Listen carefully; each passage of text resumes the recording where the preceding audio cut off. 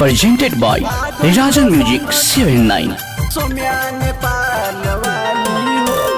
Music by Mantu Manish.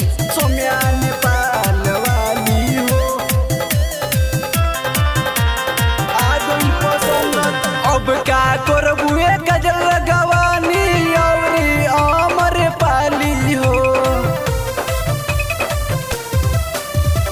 अब का करबुए गजल गवानी औरी अमर पाली हो।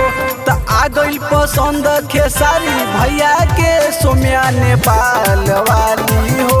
त आ गइल पसंद खेसारी भैया के टिकटक सोम्या वाली हो। पसंद खेसारी भैया के सोम्या नेपाल वाली हो। तो तोहनी से बड़ी बिजोरे बाहो पूरा यूपी बिहार भइल सोरे बाहो।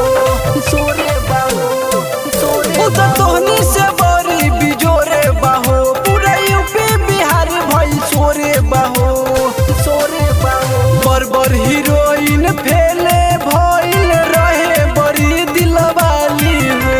तो आ गइल पसंद खेसारी भैया के सोम्या नेपाल वाली हो। तो आ गइल पसंद खेसारी भैया के टिकटक सोम्या वाली हो। आ गइल पसंद खेसारी भैया के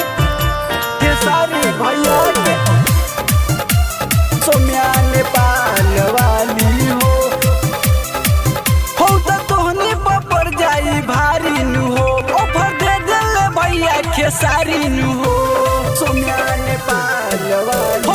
तोहनी पर जाई भारी नु हो ऑफर दे दिल भैया खेसारी नु हो।